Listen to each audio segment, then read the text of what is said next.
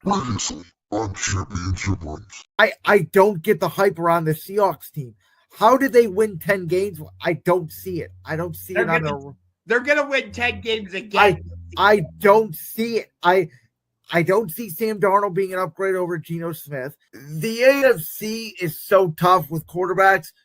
I've flirted with this team being a playoff team for a long time, but I think at the very end, they just unfortunately miss it. Now that Brandon's takes have been exposed, how will he defend himself against Josh Ungar as the greatest sports debate show on the internet? Championship Rings begins now. So that was back in August. Now we're going to get to the AFC and NFC championship game. We do have a little bit of breaking news, but Josh, I got to tell you, man, I hate admitting being wrong, especially on my favorite sport, the NFL. But this year, you were right. I told you. I told you with both the Patriots and the Seahawks. We have got a rematch 11 years in the making. Hey, Mike McDonald, if you get down to the 1 yard line, just run the damn ball. Don't try to be cute and pass the ball. Don't do that. No. Well, let's start though with some breaking news that we have, which is that Bill Belichick did not make the NFL Hall of Fame on his first ballot. Yeah, this is crazy to me. What is he, a 7-time Super champion? And he doesn't make it first ballot. Like, I get it. You had Spygate and Deflategate, but still, like, yeah, it didn't go great for him in Cleveland, and it didn't go great for him with the Jets. Well, he didn't actually coach with the Jets, but still, he gets to the Patriots, and, well, they became the modern dynasty that we know, love, and hate today. How is he not first ballot? Well, Bill Belichick has won a grand total of 8 Super Bowls, 6 as a head coach, 2 as the defensive coordinator of the New York Giants. But Okay, he was thank never you for clarifying that. he was never a fan favorite of the media. And this is a media vote, and the media just showed their cards. And that's the only logical explanation here. I mean, if Tom Brady doesn't get in first ballot, then I'm really going to have an issue. Well, Tom Brady's going to get in first ballot. I mean, Tom Brady could have got in when he retired. They could have put Brady right in. But I actually think you could make the case that they are leaving Belichick out until Tom Brady is eligible because they want to put them in together. The only other explanation I can think of is that they want to hold Spygate and Deflategate against him.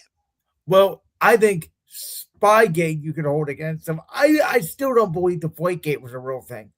I don't, because I don't think it mattered in the game. I mean, that to be fair, both teams had to deal with the bad weather conditions, so. And the Patriots blew them out like 44-14 or whatever it was. Like, it was not a close game. Yeah, and that was the year the Colts made their crazy run because they won in the wild card at home against Cincinnati, and then they went to Denver and beat the Broncos. Correct. So, I mean, that's the only thing. I mean, obviously, I think we all know Bill Belichick with Tom Brady is one of the best head coaches of all time. I mean, you can certainly make the argument that without Tom Brady, he has certainly struggled. He's way under 500 without Brady, but what he did in his run in New England is Hall of Fame worthy alone. Oh, 100%. And maybe could it be that his first year at North Carolina hurt his Hall of Fame case? Well, no, because you can't put that into perspective because the NFL Hall of Fame is not like the Basketball Hall of Fame where it includes high school, college, NBA. The NFL Hall of Fame is specifically the NFL Hall of Fame. There is a specific college football Hall of Fame as well. No, I know. I know. I've been to both. The Pro Football Hall of Fame is in Canton, Ohio, and the College Football Hall of Fame is in Atlanta, Georgia. I know they're two separate things, But what I'm saying is, as you said, the media votes on this. So could it be that the media saw how poorly his first season was at North Carolina, and so when they went to vote, they held that against him? What I'm saying is, if that was the reason, then that's just morally wrong because you're not supposed to do that. Again, I get you're supposed to separate the two, but because he's not coaching in the NFL anymore, I understand that. I'm not saying you're. So we have to base his Hall of Fame tendency based off his NFL career. And my biggest theory is they want to save him and Brady to put them both together. That's my theory. And I think they're going to do the same thing with Gronk, by the way. I don't think so. I was reading on social media that Bill Polian, who was one of Belichick's biggest rivals, because he was a general manager with Buffalo. Yep. He was with the Colts. He was the general manager with the Colts. Oh, yeah.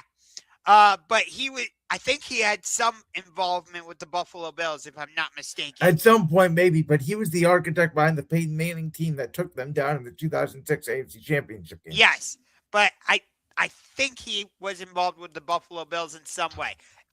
No matter what, I read that he was the one kind of leading the push on Spygate and Deflategate and making Belichick wait a year because of those.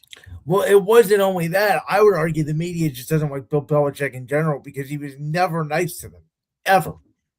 And him and Greg Popovich were kind of similar in a couple ways. And the primary one I think of, based off what you're saying, and I'm not disagreeing, is they didn't really give a lot of details and information for the media to work off of. Well, it's not that. I mean, they were just mean to him. They would disregard everything. And then on top of that, they turned into two grumbly, stumbly old men that think they knew everything.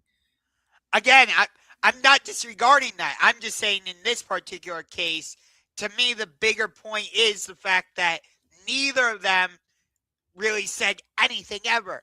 Like, you go back and watch Bill Belichick's post-game press conference, like after the Kansas City game, we're on to Cincinnati. Like, he didn't really give any information at all.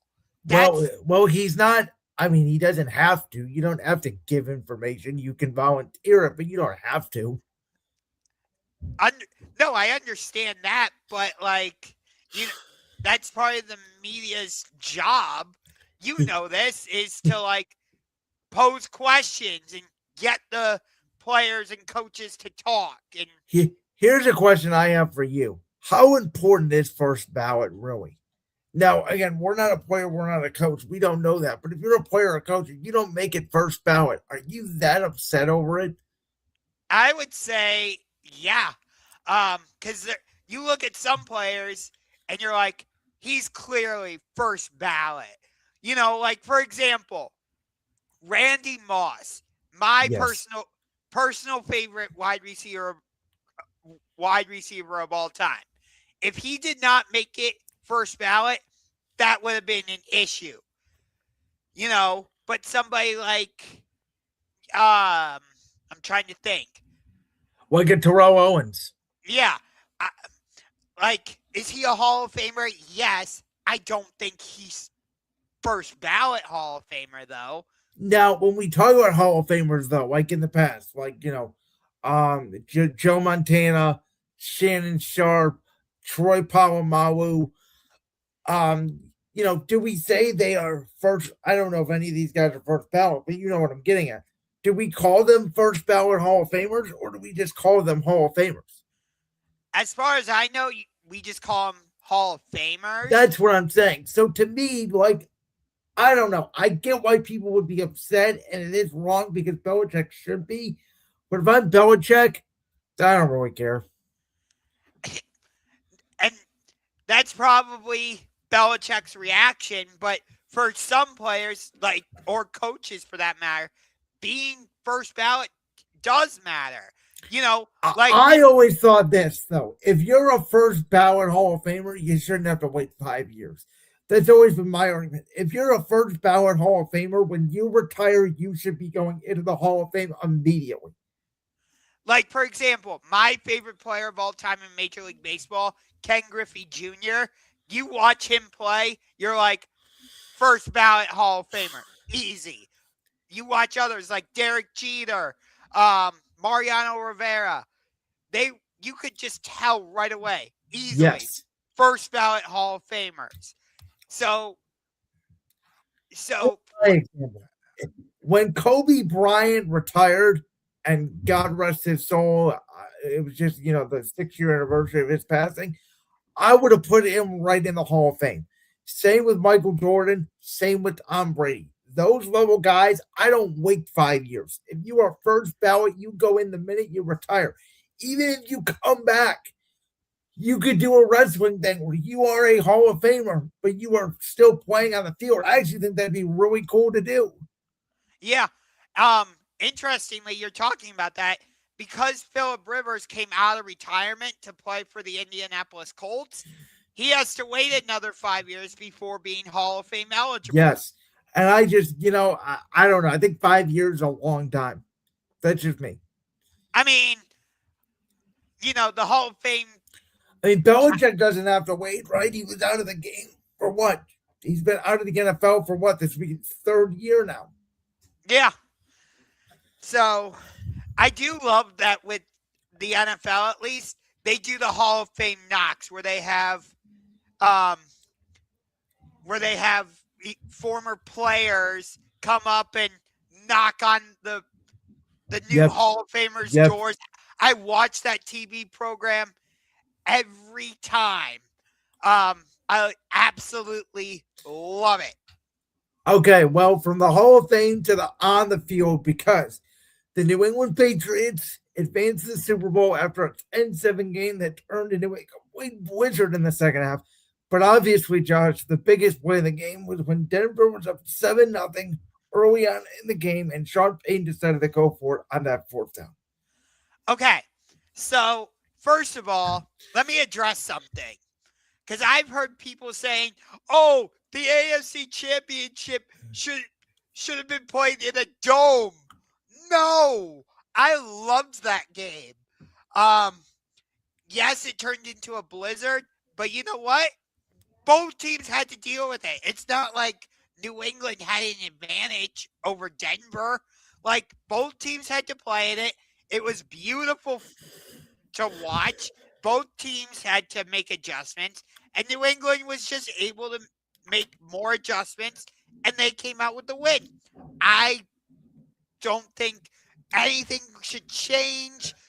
Like, the AFC Championship should not be a neutral site or anything like that. Let's stop with all that nonsense. But anyway, okay. Go ahead. But to address the Sean Payton call, I agree with the decision to go for it, but the play call was pathetic. Like, why would you have a backup quarterback?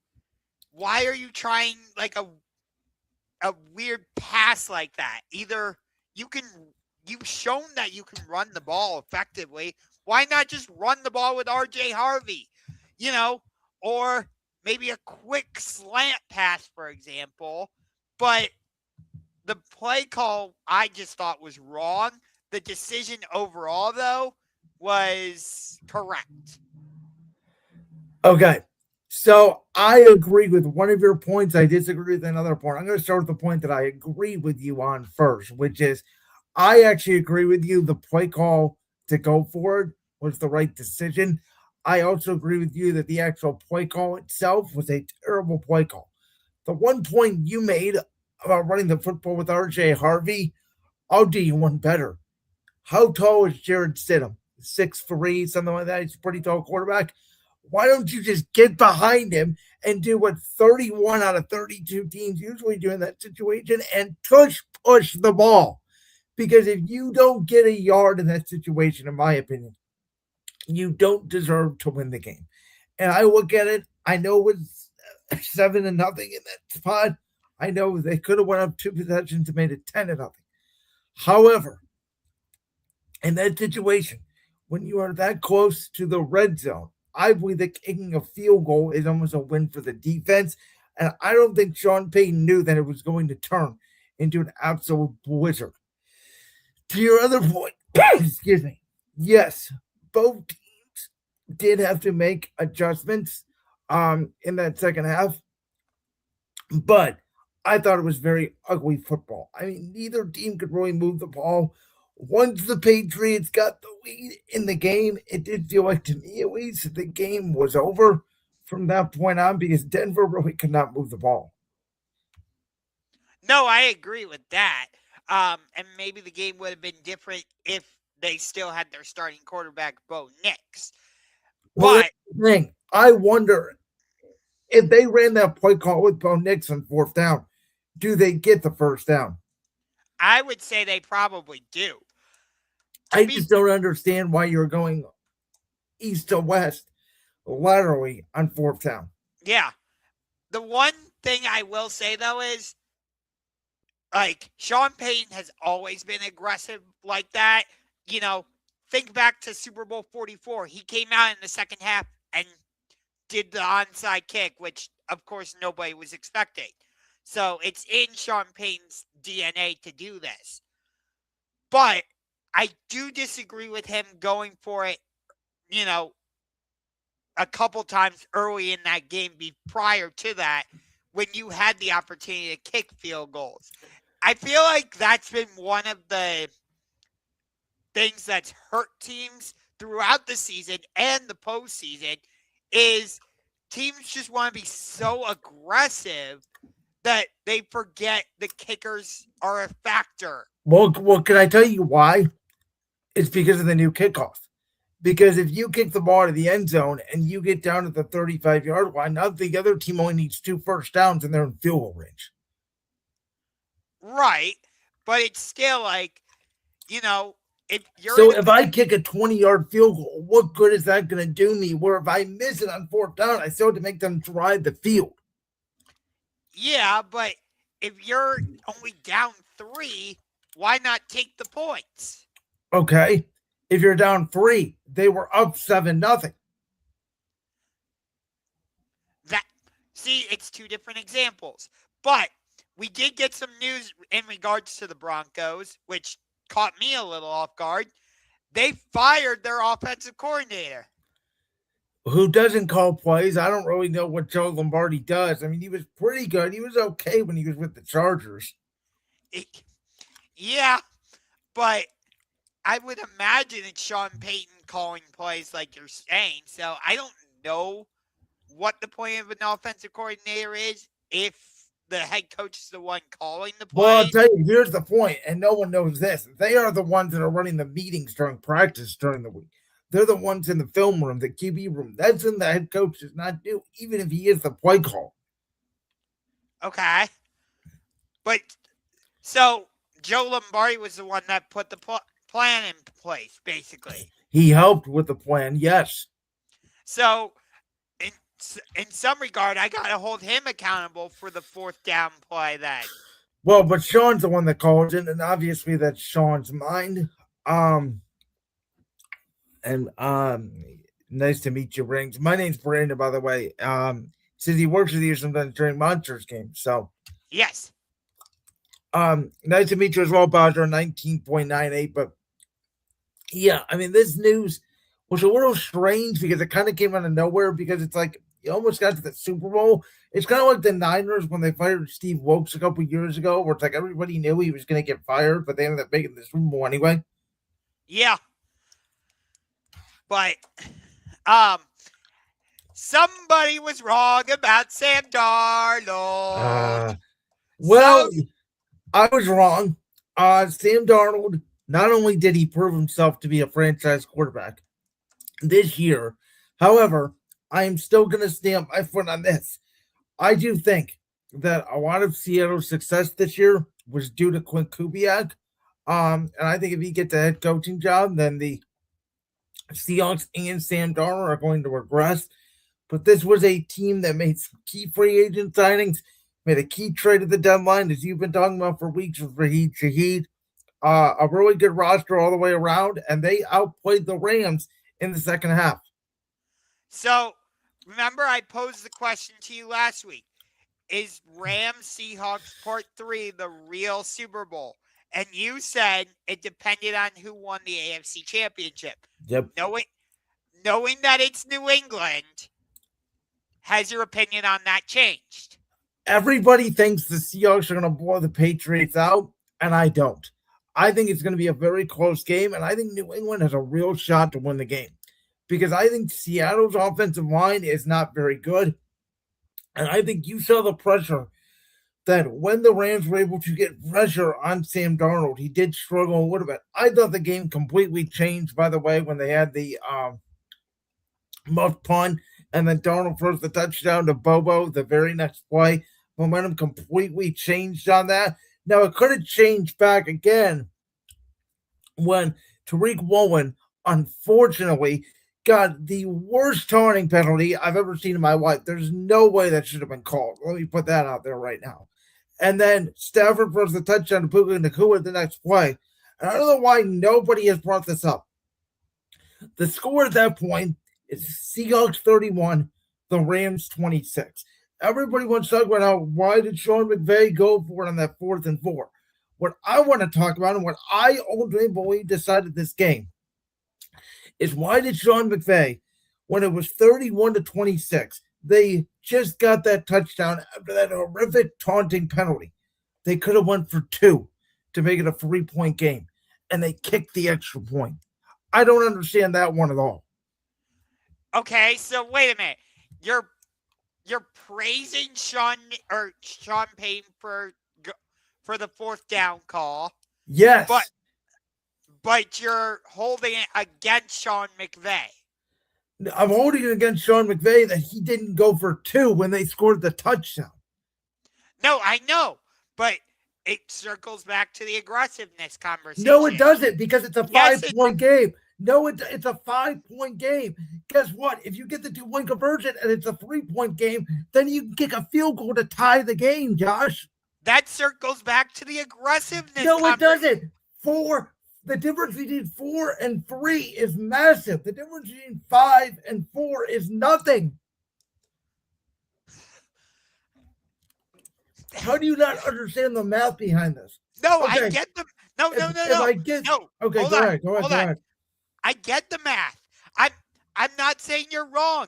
I'm saying it circles back to the aggressiveness conversation that we just had. But it's the same conversation. It's not It's not a different conversation. It's the same conversation. No, I didn't say it was a different conversation. I never said that. All I said was it circles back to that conversation. But I'm praising Sean Payton because the score is different compared to what McVay is. The situation's different. It calls for different things. And I'm saying that you're holding that in favor of Sean Payton, but you're holding it against Sean McVay, rightfully so. I'm not saying you're wrong. Oh, okay. No. I thought you were saying I was wrong. That's where I'm confused. No. I think you are correct to hold it against Sean McVay, but praise Sean Payton. That's why I was saying. Okay, see, I don't think it's different. I think of it as the difference between 5 and 3 versus 5 and 4. That's my only argument. I'm not saying it was different, though. I was just saying it circles back to that conversation overall. But to get back to Sam Darnold, he has really played the best game of his life, and I will not deny it. He played great, but I think Clint Kubiak has a lot to do with the success of that team. That's all I'm going to say. Mike McDonald and Clint Kubiak have been fantastic together. Which, I mean, if Arizona or the Raiders, God knows, we know the Browns aren't going to, but if Arizona and the Raiders don't hire Clint Kubiak, then the Seahawks might go back to the Super Bowl next year. We will see, but, everybody's going to talk about what the Jets must be feeling like and what the Panthers must be feeling like. You've used this line a few times throughout the show. I forget exactly how you say it, but success, there we go. Success is not linear. Yes. So just because Sam Darnold is playing like this with the Seahawks and just like how he played pretty well with the Vikings last year, doesn't mean he would have played like that with the Jets. Thank you. It doesn't mean he would have played like that with the Panthers. I'll give San Francisco some credit. Yes, he was the backup quarterback there, but he still got to work with one of the greatest offensive minds in the league, Kyle Shanahan. And I bet you that really improved his confidence. And then he goes to Minnesota, works with another great offensive mind in Kevin O'Connell. Yes, he laid an egg in the season finale against the Detroit Lions. And yes, he played poorly against the LA Rams in the wild card. But throughout the season with Minnesota, you saw how well he could play. Like, remember, after that Green Bay game, they were literally showering him, which I personally didn't love because it's like, you haven't done anything yet. You still have to go to Detroit and beat the Lions. But nonetheless, so this 100% this comment. Yes. Go ahead. So, but it's not surprising that, when you've got Jackson Smith and Jigba, when you've got Jake Bobo, you've got Kenneth Walker, you've got Zach Charbonnet. Granted, he's injured and out, but still, he was a big part of what the Seahawks were doing. You go out and you trade for Rashid Shaheed. You go out and sign Cooper Kupp, and he made some important plays in that game, especially on that third down when he stretches the ball out. Okay, so I want to talk about that play because there's some controversy in the internet about whether or not it was a catch. It was 100% a catch. But I'm going to be honest about this. I don't think he made the line to game. I think he was about a half a yard short when his hip hit the ground. And McVay called timeout, I think, expecting an expedited review. He has the red challenge flag in his hand. The referee, I think, is clearly telling him he cannot challenge because he gets upset. He puts the flag back in his pocket.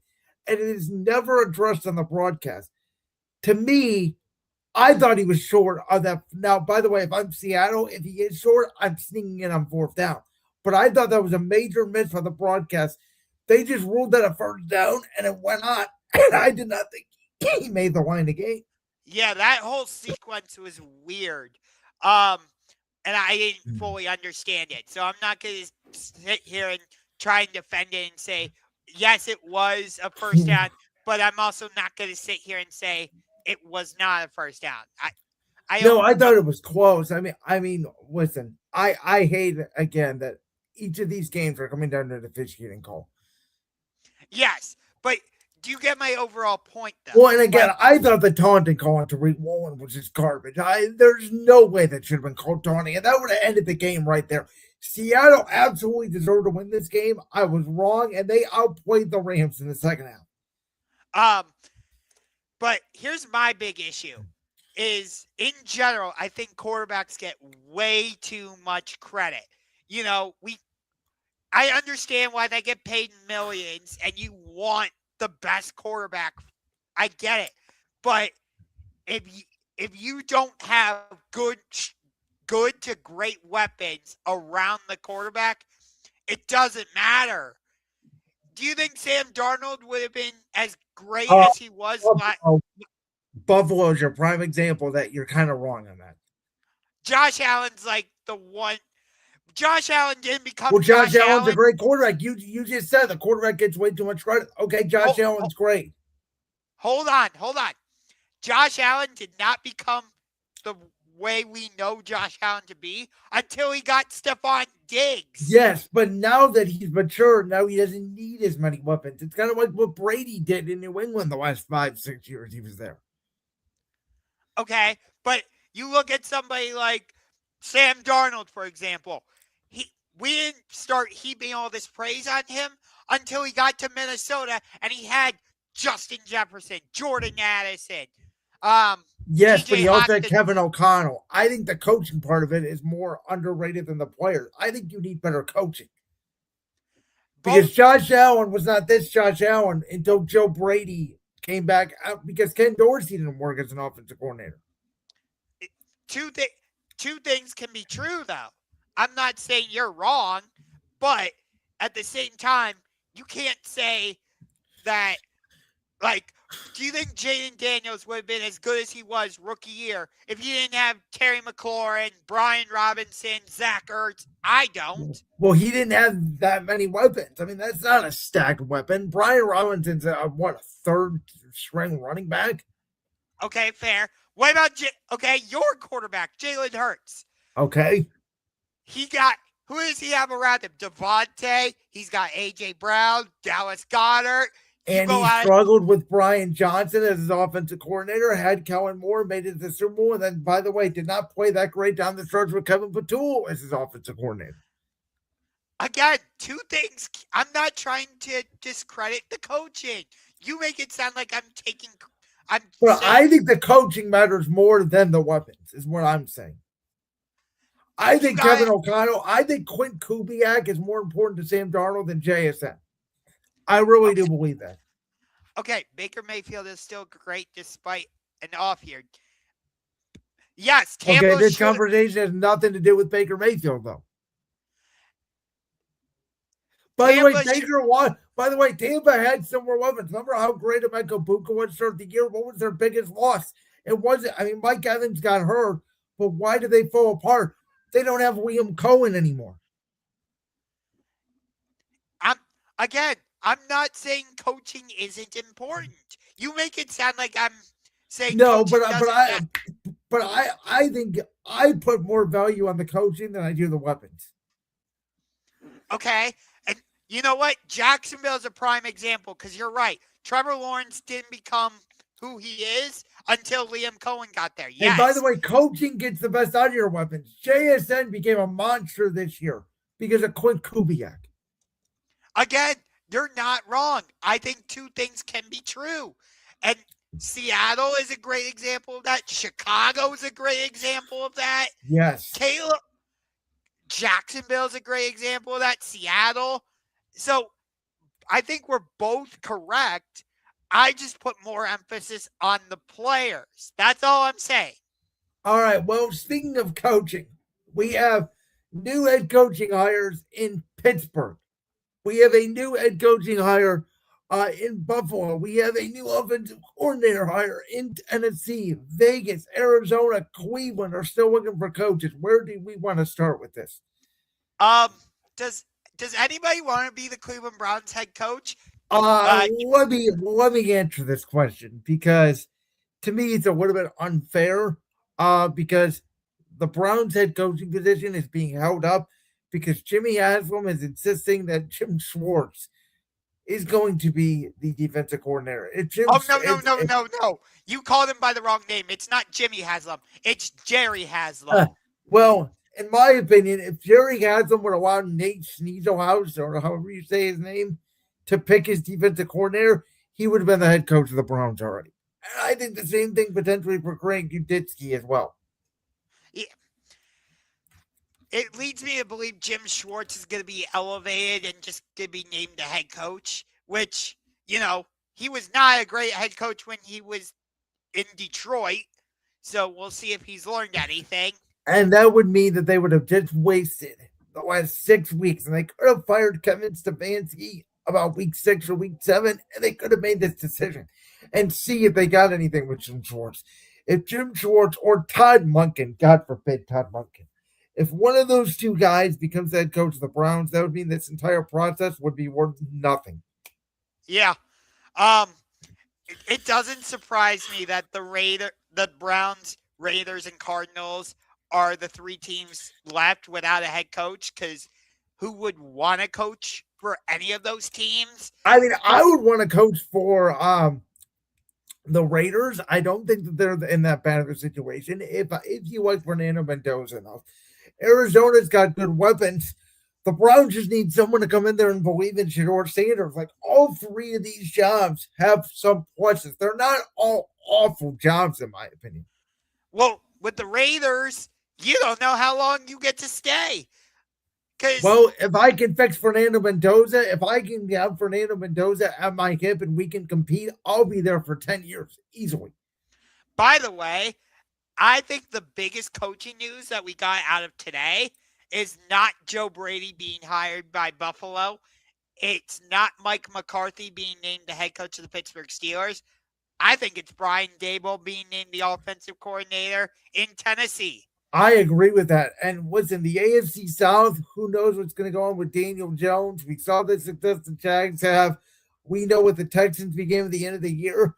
But Tennessee, with Robert Saleh and Brian Daboll, that could flip overnight. Tennessee could theoretically be another worst to first team. They really could. Like I said last week, I really like Robert Saleh as a head coach. As a Browns fan, I really wanted him. He was one of my top candidates.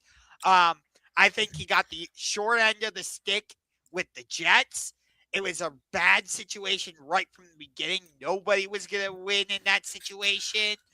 And I think he's going to be great. But what are we doing, Buffalo? Like, you had Brian Daboll right there. I actually like this move. I like Joe Brady. You know, I've been advocating him for the Browns job for weeks. I think they wanted to go with that continuity. Now, does it make sense they blamed down the coaching staff for Keon Coleman and Joe Brady's head coach? No, nothing the Bills have done over the last couple of weeks makes sense. But if you want an offensive guy to embrace Josh Allen and maybe you can get more weapons out of Joe Brady, like, I don't think this is a bad decision at all. I think Joe Brady is going to have success in Buffalo. Would I have preferred Daboll because he has had coaching experience? Yes. But I know me and you, I think the biggest argument of contention we have is whether or not the Buffalo Bills Super Bowl window is close. And I think next year we'll have our definitive answer. It is. I'm saying it now. It is. So here's my question to you. If they make the AFC Championship game next year and lose, is the Super Bowl window still close? Yes. So you say they have to make the Super Bowl? Yes. Okay. They are the definition of Super Bowl or bust. Can I give you my way too early, not putting any fire to it, AFC Championship prediction next year? Sure. Bills Chargers.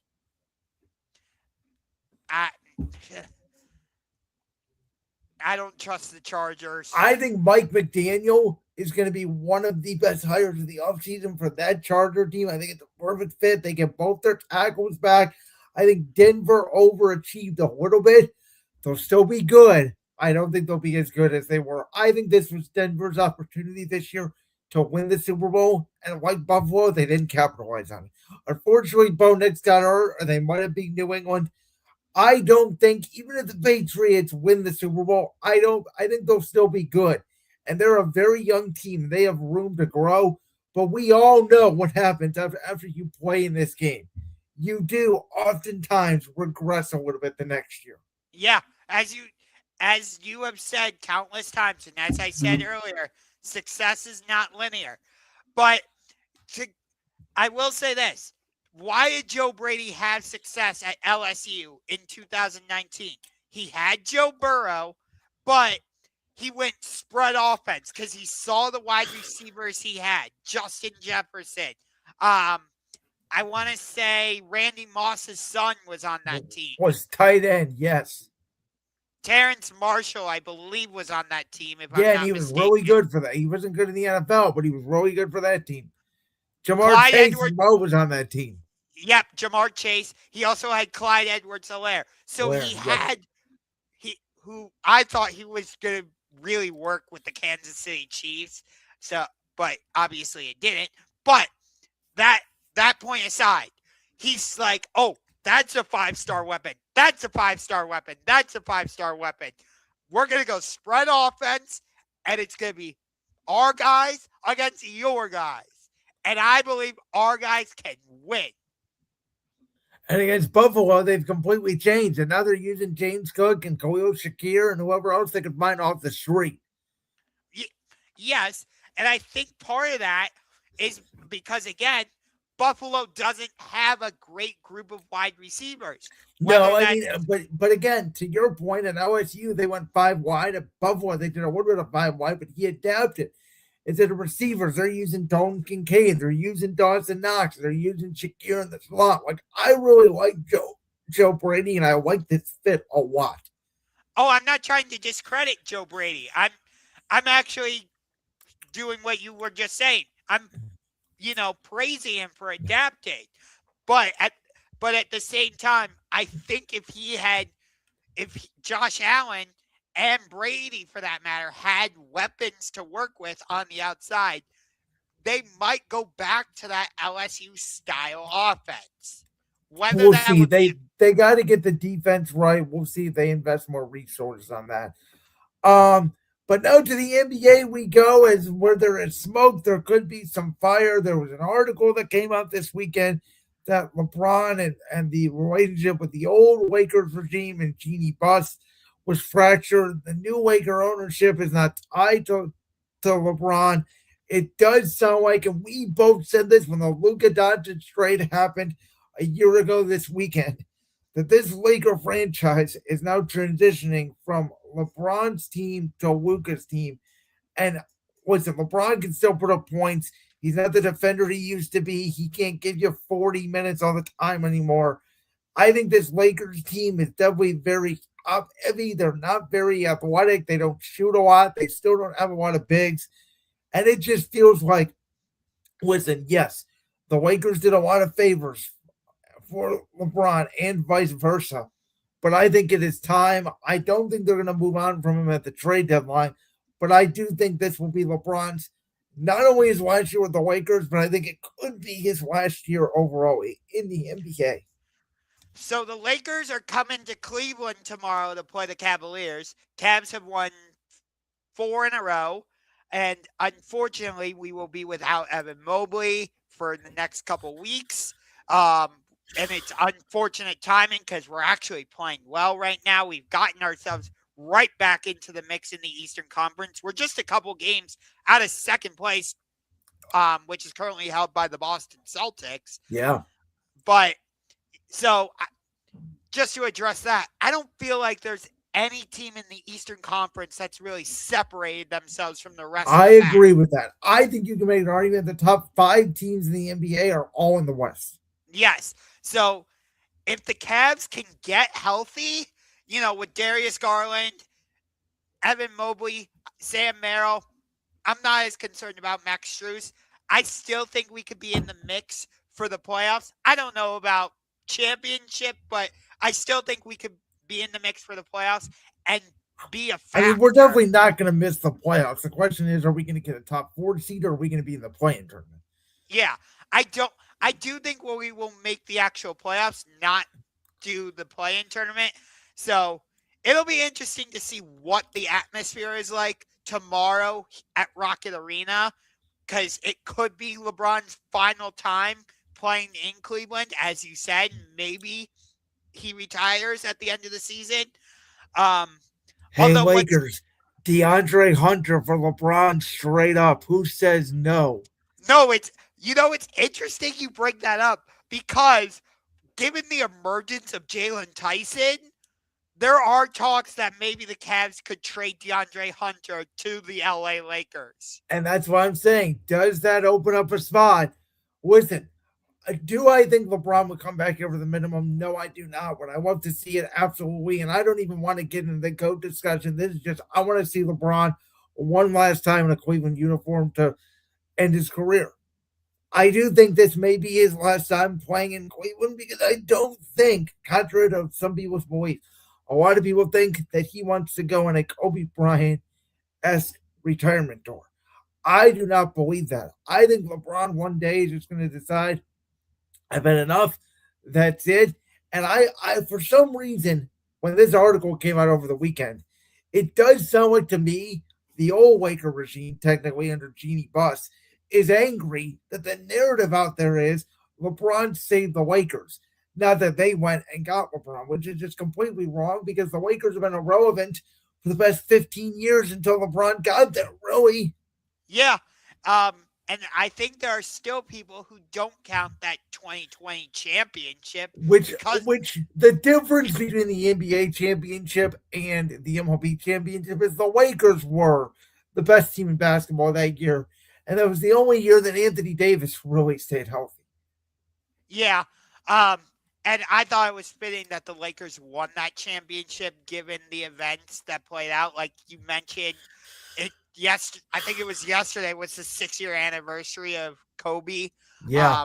I remember that day vividly. I was in my college dorm and I saw the reports on TMZ and I'm like, there is no way this is true. And by the way, I thought the fact that TMZ reported that even before the family knew, I did a whole essay on that because I was in college ball at the time. I just thought it was so wrong.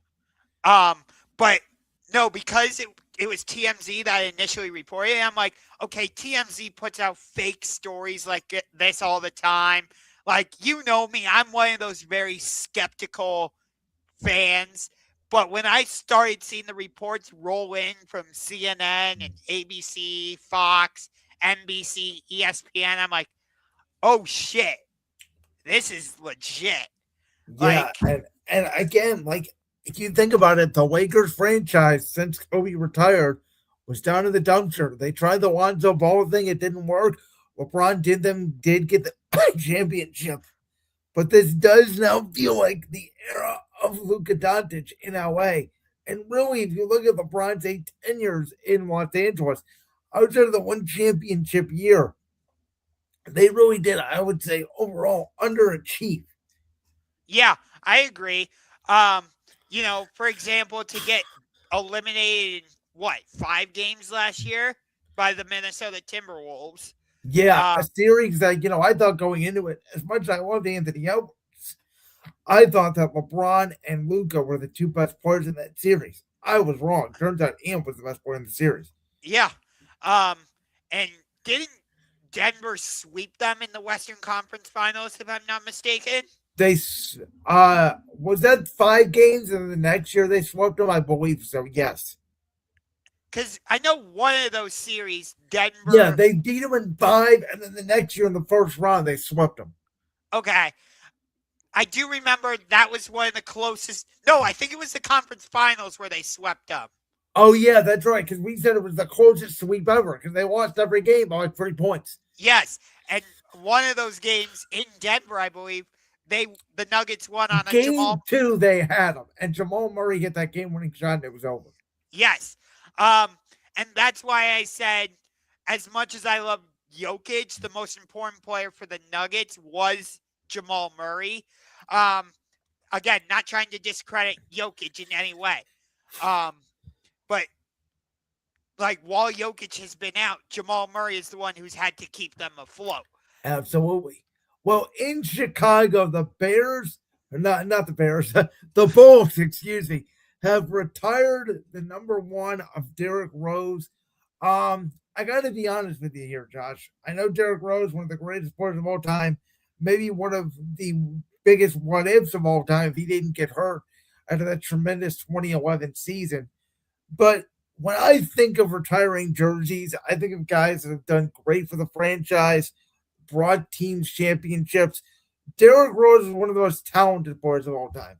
But I compare this to Carmelo Anthony with the Nuggets, where he was a great player, got them to a conference finals, never got them to an NBA finals, and clearly they did not retire his number because it's being worn right now by the Joker. And so for me, I get it. Chicago, you love Derrick Rose, that era with Luol Deng and Taj Gibson and Joakim Noah. They were really good teams. I just think, and I know it's a franchise thing, and I understand that, but I don't know. I don't think he really deserved to get that number retired if it was me. It's interesting because if you remember, I think it was last season, we had a similar discussion when the Warriors decided to retire Andre Iguodala's jersey. Yeah, and Iguodala was the Finals MVP he was the reason why they won that 2015 finals. That right there to me is eligible to get your jersey retired by a franchise. So if I'm not mistaken, he won. Derrick Rose won Rookie of the Year for Chicago. Yep, and they were the number 1 seed, I believe, and then he blew his knee out, and then that was pretty much the end of Derrick Rose. Yeah, I know he went on to play for Detroit. He played with us briefly. I remember that. I mean, he's played with a bunch of different teams. He's bounced around the league, but he never, very similar, actually, to Russell Westbrook, as in when the athleticism went down, the shooting went down, he was never really the same player. Yeah. By the way, I think Russ will absolutely get his jersey retired by Oklahoma City, and he fully deserves it. See, I would make an argument he doesn't deserve it. Oh, yes, he does. Because what winning did he do? Again, when he was on his own without Kevin Durant, they didn't win diddly squat. He had one of the greatest MVP seasons we've ever seen. Okay, and they were the 6th seed, and he was ball hogging to get that triple-double and moving people out of the way because that's all he cared about was the triple-double. And by the way, he can't shoot either, so. You know, it's interesting, though, that we're talking about Westbrook because him and Derrick Rose were they're very similar players. That's why I'm making the argument. Neither of them should get their jersey retired by their team, and neither of them should be in the Hall of Fame.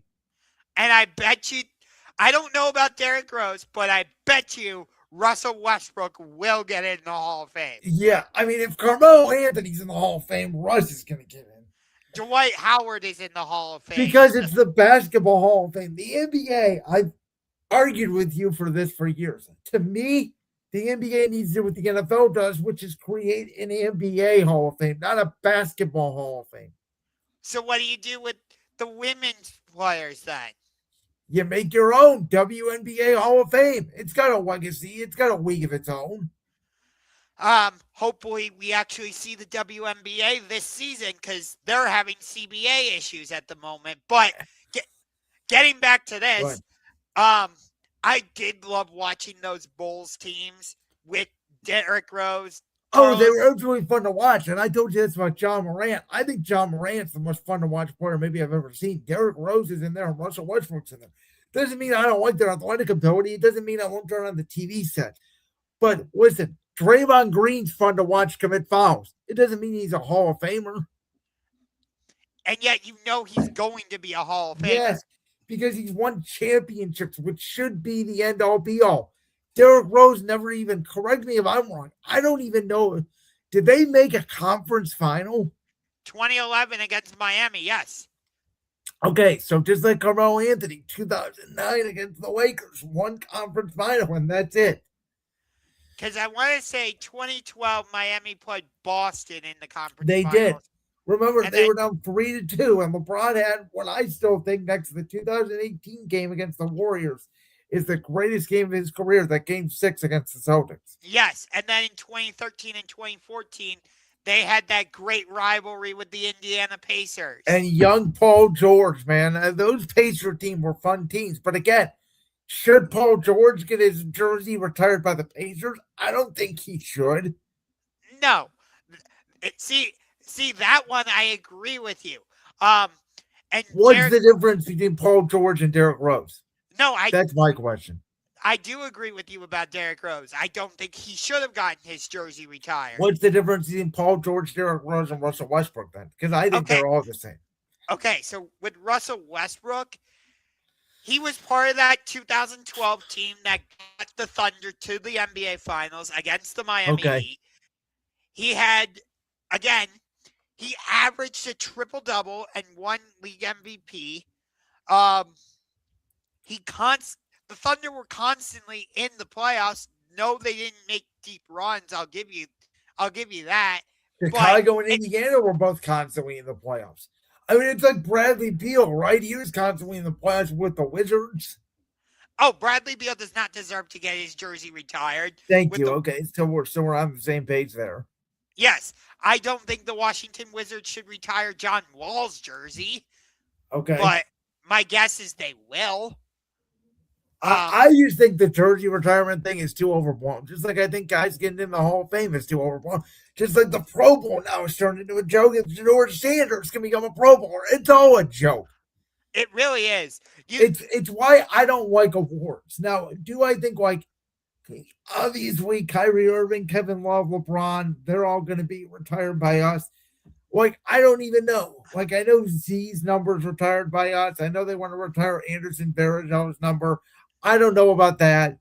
I get why, but again, I just don't think know if they're going to retire Kyrie's jersey. That one I question.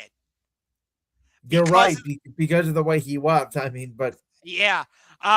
This is all about politics, really. No, I agree. But since you're talking about the Cavs retiring jerseys, I absolutely agree with you about them retiring Kevin Love's jersey and, of course, LeBron's. The one I really want them to retire is Tristan Thompson. I know that's No, I agree with you. Interesting. Why do you agree with me on that one? I want to hear your... He's a champion. That's okay. The argument. Plain simple. We don't win that championship without Double T. Thank you. I thought the best game of that series for him was Game 6 when he just became an absolute rebounding machine. I agree with you. The way him and Kevin Love were able to switch out onto Steph and Clay, but again, if he does not have that rebound like bonanza in Game 6, we don't win that series. Well, I know you think that WWE thinks that they forgot about the Royal Rumble this weekend. Because they did. Don't. They did not. They did. They absolutely did. Do you have evidence of that? They only started like having people enter the Royal Rumble. What, last week? It's like, oh right, we have the Royal Rumble. Okay, can I tell you that technically you don't have to have anybody declare for the Royal Rumble? By the way, what was this nonsense on Monday Night Raw last night? You had guys declaring for the Royal Rumble. Finn Balor goes up to Adam Pearce and goes, I want to declare for the Royal Rumble. And Adam Pearce says, no. What? Well, all 30 spots are filled. I mean, the Vision took the last 4 spots. Yeah, because some higher power told Adam Pearce to put everybody in. Honestly, I don't give a crap about the Royal Rumble. I really don't.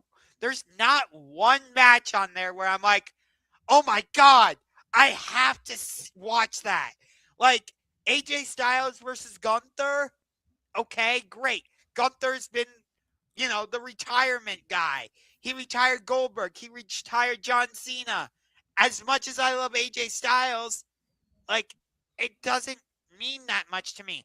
We know Drew McIntyre is going to retain against Sami Zayn. There is no jeopardy there. And okay, Roman Reigns is in the Royal Rumble.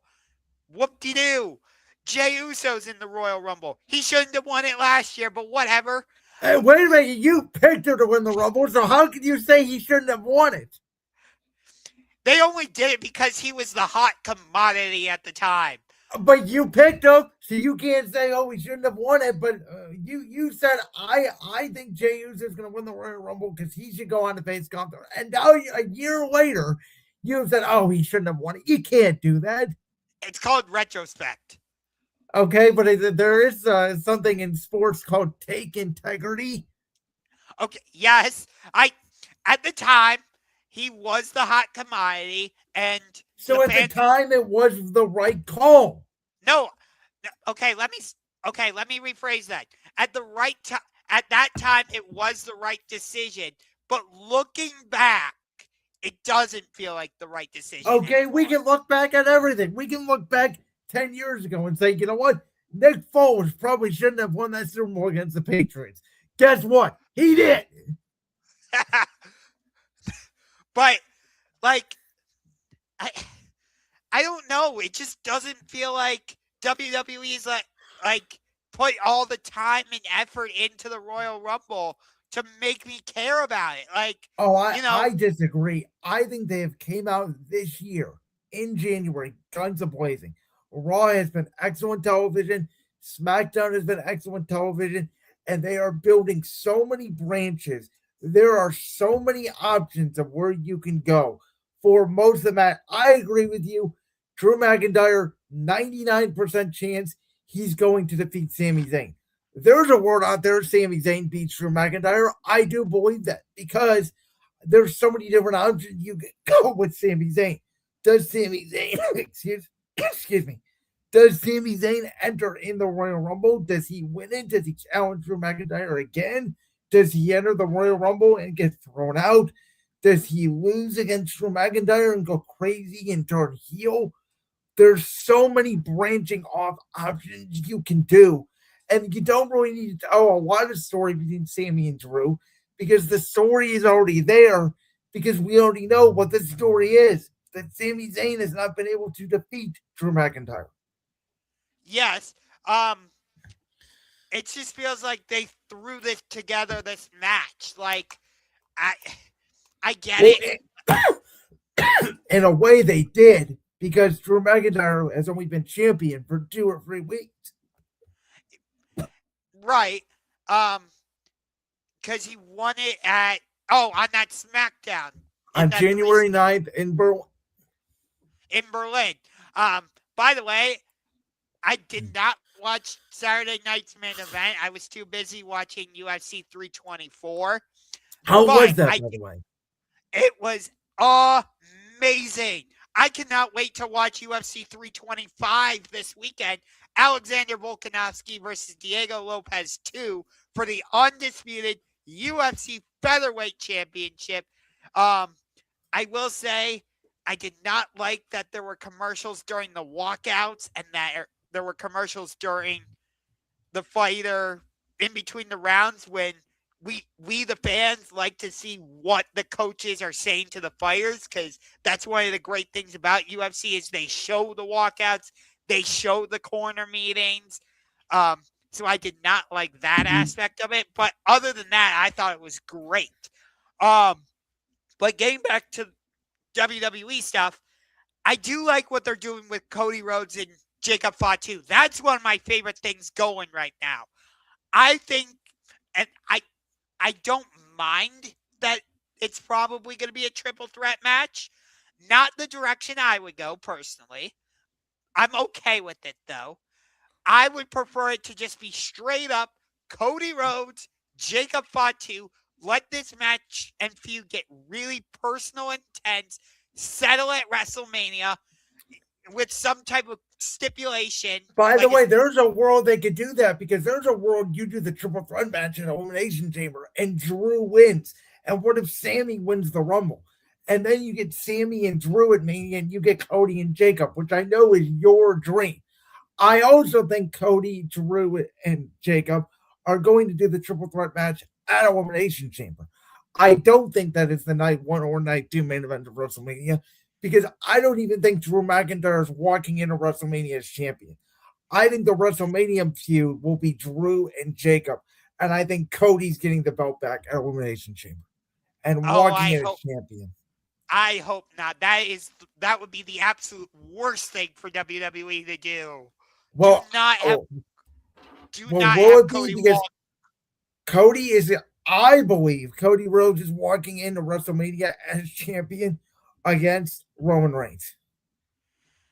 Oh God, no, we don't need to see that match for a third time. No. Yes, we do. Because it is the biggest match in the history of the business. You have the 1-star Roman Reigns, the 1-star Cody Rhodes. They're 1-1 against each other. It's the OTC 1 versus the QB 1. You don't even need to really build it. That is the match. If you want to make WrestleMania the biggest event possible, that's the biggest match you could put on at that show. The story is there because Roman Reigns never got a rematch for that title. And there is still beef with him and Cody Rhodes. We've seen that match already. I don't want to see it again. I could see them wrestle 30 times. I don't care. I guess that's me being more of the actual wrestling fan than you. And because it's about the story. I was having an argument with this person on the internet, and it wasn't an AEW or WB argument. It was a storytelling versus wrestling argument. I don't care if a wrestling match is dog shit. They could just throw fake punches all day. I don't care. I don't watch for the wrestling. I watch for the story. see, I watch for both. If the story's good, then I'm still gonna be invested, even if the match is shit. But so That's my point. But like, if the match is good and the story is not, I'm still satisfied. Oh no, I'm not satisfied at all because I feel like I just wasted my time. Why should I watch two guys do flippy shit, bounce off the top rope when they have no reason for me to care about them? Okay. No, I think again, as I've said throughout this show, 2 points can be true. I think that's the theme of tonight's show. 2 points can be true. Yes. And also, success is not linear. Yes. Because you're not wrong in your view of this. If they do Cody Rhodes versus Roman Reigns Part 3, I understand it. I fully understand it. I don't agree with them doing it. I don't want Cody Rhodes to walk into WrestleMania as champion. I am sick and tired of it.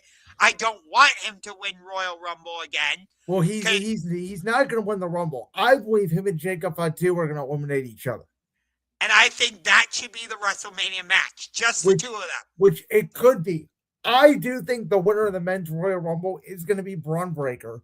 However, this is what I would do. I would not have Braun Breaker declare which champion he's going after. I would have the Elimination Chamber match take place, and whether you want him to return at the Royal Rumble or the Elimination Chamber, I think Seth Rollins should win the Elimination Chamber. He declares that he is going to face CM Punk because they still have beef. Braun Breaker said, no, you're not going to face CM Punk. I'm the Royal Rumble winner. I'm facing CM Punk. With the main event of night one is a triple threat match. Last year we had Punk, Reigns, and Rollins. This year we have Punk, Breaker, and Rollins. See, I'd be all right with them doing CM Pinky versus Seth Pinky. Rollins. Or do you want me to call him Pepsi Phil? I mean, that's better than Pinky. Okay, fair enough. I'd be all right with that. Although I hated the main event a couple weeks ago. I thought it was an overbooked mess. But nonetheless, I do think Braun Breaker is going to win the men's Royal Rumble. I know Bianca Belair is the favorite for the women's. She is the favorite. I thought Liv Morgan was the favorite. Maybe I'm wrong. Well, it's interesting you bring up Liv Morgan because she is my pick to win the women's Royal Rumble. And I think she's going to go after Stephanie. Okay, so we are on opposite sides here again because I don't think Stephanie Belair is walking into WrestleMania as champion at all. And I think Bianca Belair is winning the Royal Rumble. She is going to challenge Jade Cargill for the Women's Championship. Okay. On the Women's World Championship side. I think right after the Elimination Chamber, because I think inside the Elimination Chamber, Rhea Ripley and Io Sky are going to defend the Women's Tag Team Championships in the chamber. So there will not be a number one contender for the World Championship Women's Chamber this year. The Women's Elimination Chamber match this year will be the Women's Tag Team Championship match. I think Rhea and Io lose the belts. I think before WrestleMania, Rhea Ripley will win the Women's World Championship from Stephanie Belair, and she will face Io Sky for the Women's World Championship at WrestleMania as Rhea tries to get her one-on-one victory over Io that she has not gotten yet. Which would kind of be the story they had going into last year's WrestleMania. That was a triple threat match. Oh, right. It was involving Bianca Belair. Io won the title from Rhea before Mania. That's correct. By the way, outside of Kevin Owens versus Randy Orton, that was the match I was most excited for going into WrestleMania. I think there's a world where Sami Zayn turns heel and you have Randy Orton versus Sami Zayn at WrestleMania. Maybe Kevin Owens is the special guest referee. Oh my God, I want Kevin Owens back so bad. WWE has not been the same this year without him. He is one of the modern goats in WWE. He really is. I agree with you. And unfortunately, as sad as it is, because I do too, love AJ Styles. I remember seeing him way back. I first watched him in TNA when I was an avid TNA watcher in the 2009, 2010, 2011 Aces and Eights, Jeff Hardy, Kurt Angle, Sting, Beer Money, those days of TNA. I think that this is the way AJ's wanted to go out. We saw Shinsuke Nakamura delete that Instagram story post where he said that AJ Styles told him about a year in advance that he wanted to retire at the Royal Rumble 2026. I don't think he wanted a retirement tour like the one they gave John Cena. He's been quietly having some matches against friends of his. CM Punk last night on Raw, Shinsuke Nakamura at Saturday night's main event. I do think there is a world. Maybe you get a DQ finish. Maybe you extend this to WrestleMania. It does feel a little bit out of left field, but unfortunately, I do think the ring general puts AJ Styles to sleep. And my guess is in the Royal Rumble, Gunther still competes. He is eliminated by the Beast Incarnate himself. And that's how we get to Gunther versus Brock Lesnar at WrestleMania. Personally, I don't want that match. I understand if they go in that direction. I like that Gunther has kind of become what Randy Orton was. Remember, Randy Orton was the legend killer for a while. Now Gunther is the career killer, and that feud down the line is going to be a very good feud when they run it at some point.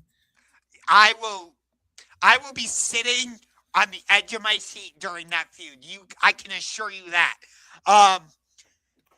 But like I said, it does feel like Gunther has kind of taken on that persona from Randy Orton.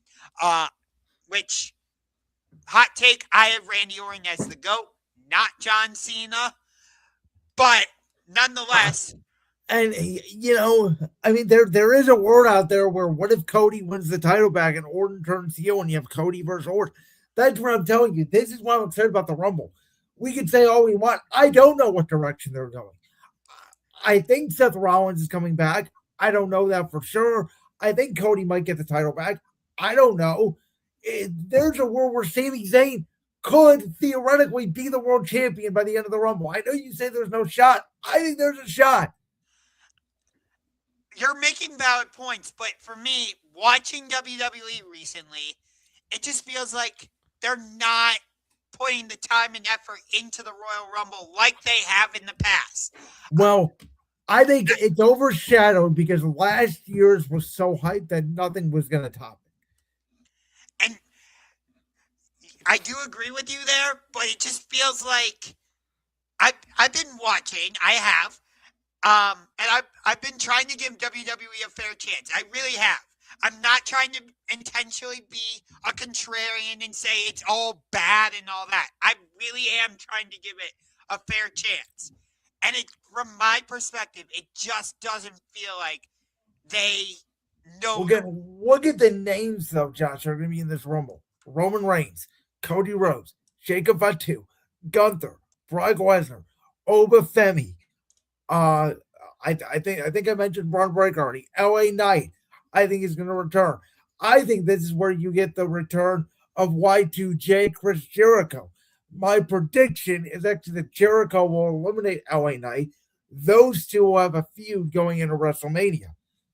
I think there's a lot of star power that maybe they haven't announced, but you look at these names, Jey Uso, Seth Rollins, it could be just as star-studded as last year's. Maybe they haven't done the best job of promoting it like they did last year because it was all based off John Cena. But this is a star-studded field. I'm not saying it's not. It just doesn't feel like they've been shouting at the rooftops, hey, the Royal Rumble is happening on Saturday. Well, I think part of it is because you had Saturday night's main event, you had the Rumble, and there was sort of this weird spot because Drew winning the championship did change everything. And that was my point. That's why I loved it so much that Drew won the title. Because No, if I Cody, agree. because if Cody stayed champion, there's no hype around this show. Cody's going into WrestleMania as champion. Maybe they even would have ran Cody versus Randy at the Rumble, but no one would have cared because we knew Cody would have won. Drew winning the championship, not only does it offset everything on SmackDown, now we're questioning, could CM Punk lose the world title? I'm going to tell you something.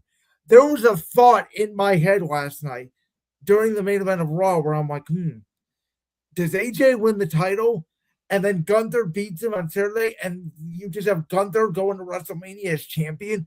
That thought popped in my head. No, that's fair. I had a feeling it was going to end in shenanigans. I did not trust Finn Balor at all. I think they are going to run that match at Elimination Chamber, especially because it is in Chicago. By the way, what do you do with Finn? Because I think you turn Dom and Liv and you keep Finn the heel, but I think they may go the opposite direction. It feels like they are. By the way, I do, as much as I like that they're doing the street fight next week, I wish that match was on the happening this weekend. I get it. Here's the thing. The two Rumble matches are going to take 2 hours. AJ and Gunther is probably 30 minutes. The Undisputed Champion just probably 30. I mean, with all their timing and everything, it's going to be a 4-hour show with 4 matches. I understand that, but I'm actually invested in Raquel versus Stephanie right now. I'm not. Stephanie doesn't do anything for me. I think her promos since she became champion have gotten worse. Part of it is because they don't have a lot of heels on Raw, which I get it. And I think Naomi losing the championship completely destroyed the Women's World Championship because they had no plans beyond that. Right.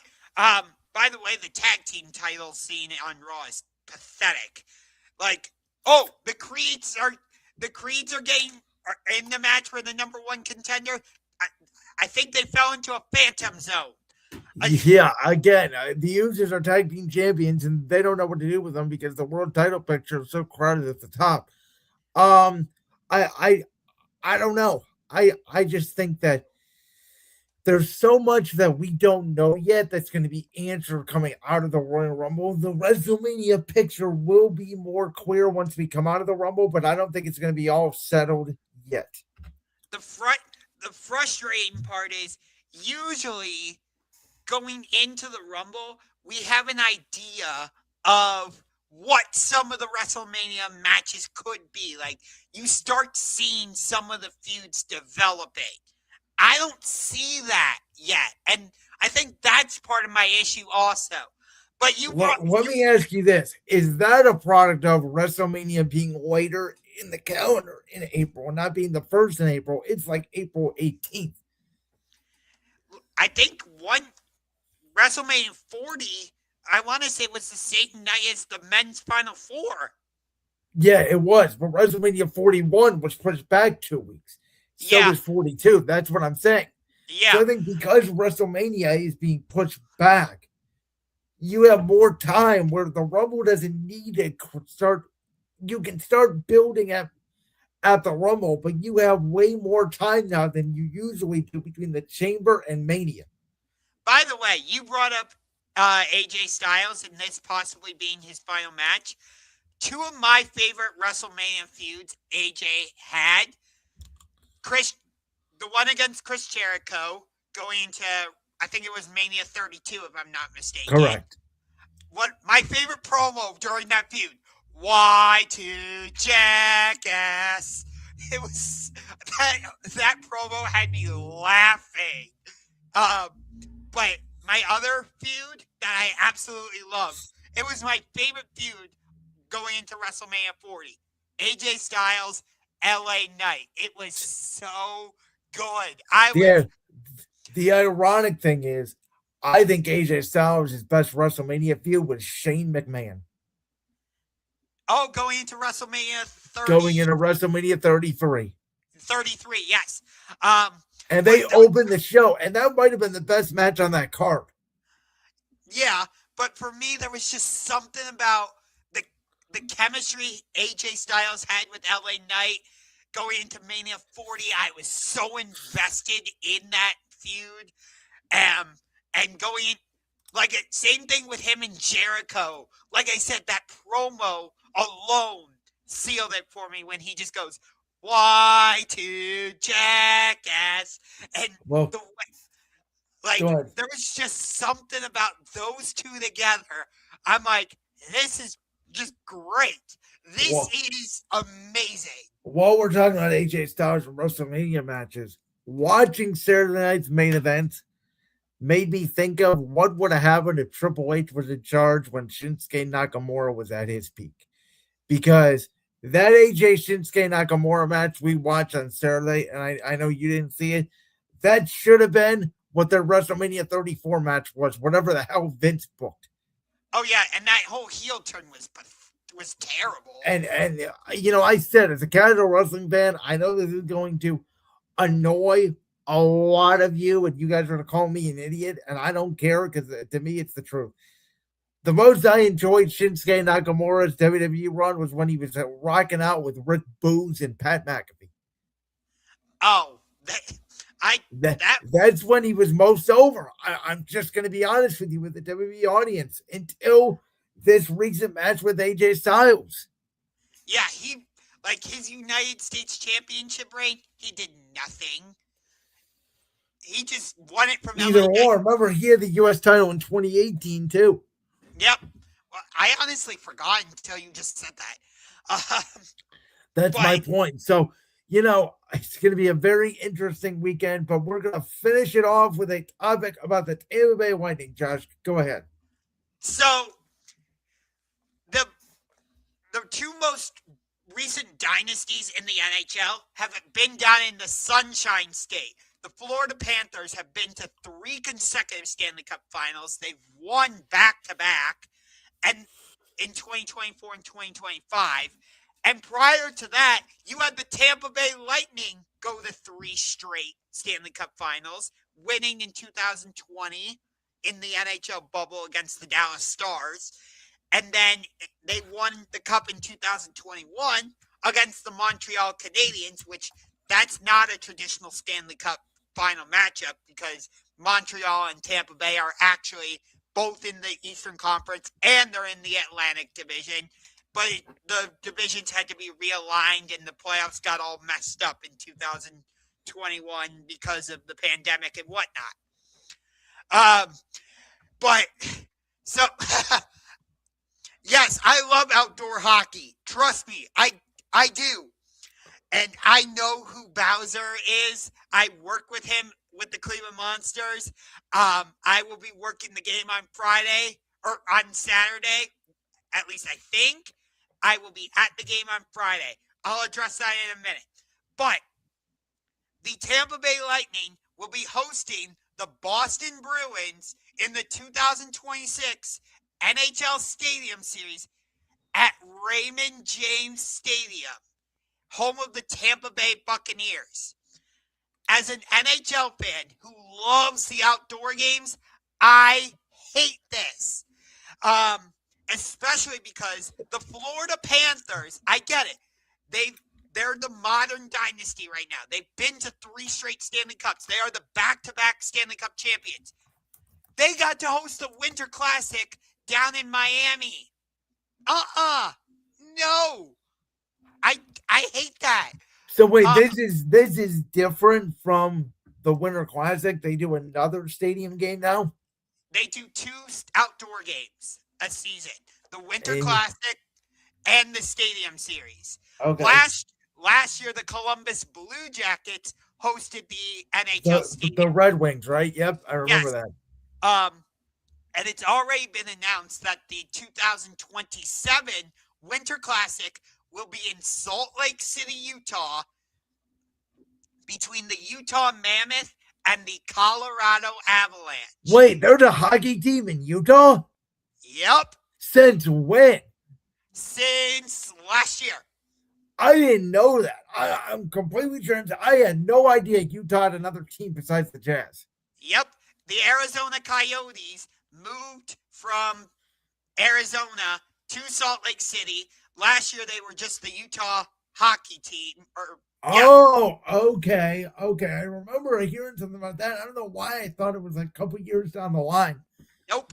And this year they announced their new name, the Utah Mammoth. That's why, because I didn't know what their name was. Yeah. So they will be hosting the Winter Classic. That's the Winter Classic, rightfully. It's gonna be snowing. It's gonna look great. They're gonna be in the foothills of the mountains because they're gonna be playing at the University of Utah's stadium. I hate this that the NHL is doing the stadium series in Tampa Bay. I get it. Like the Lightning have been one of the dominant teams. I get it. But just have them play in the out stadium series. Don't have them host it. Like, for me, the fact that both the Panthers and Lightning hosted, I hate it. It takes away the magic of why I love watching the Winter Classic and the Stadium Series. It's supposed to be outside, snowing, cold.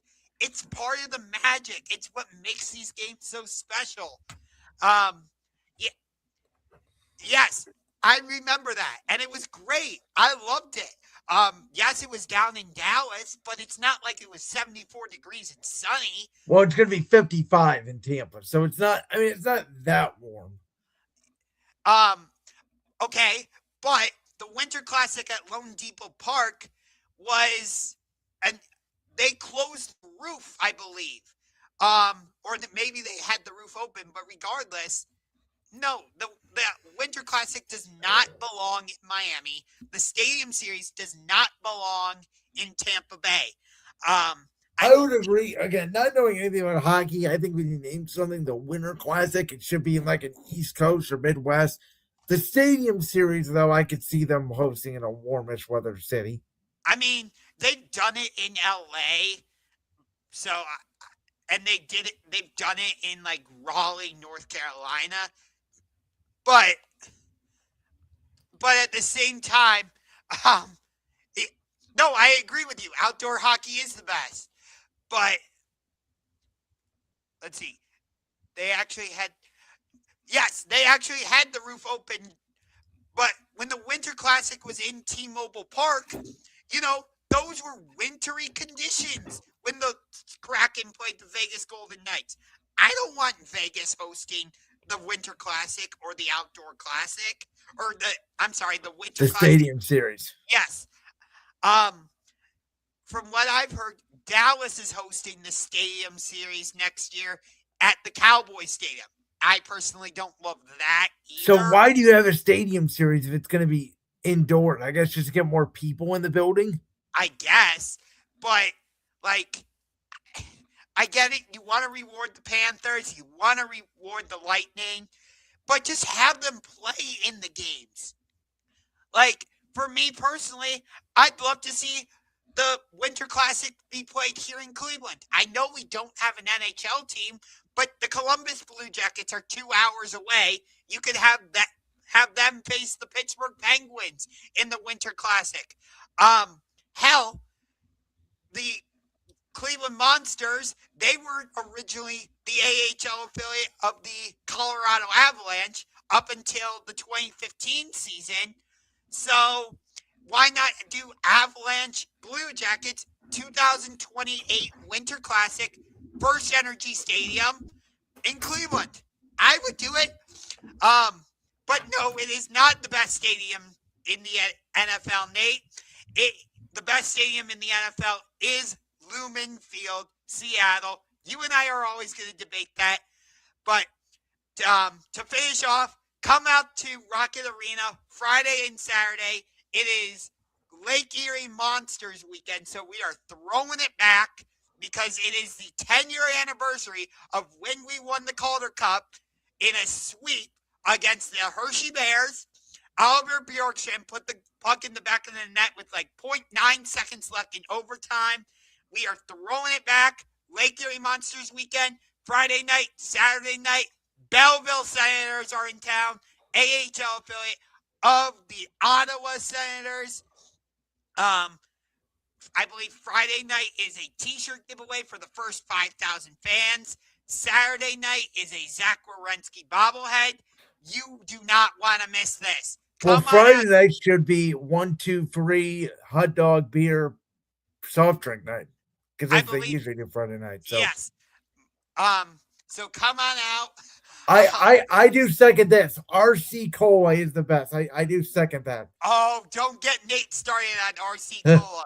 He loves RC Cola. Bowser, by the way, for the record, I just want to let you know I'm not a hockey fan. I'm an NFL, I'm an NBA, Major League Baseball, and WWE/professional wrestling fan.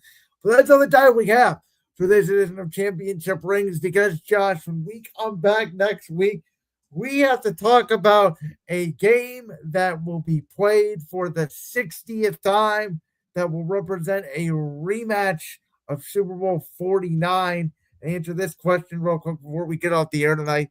How many Browns games have I been at Huntington Bank Field? I have seen the Chargers, I've seen the Bucks, and I've seen the Eagles twice. That'd be 4 games.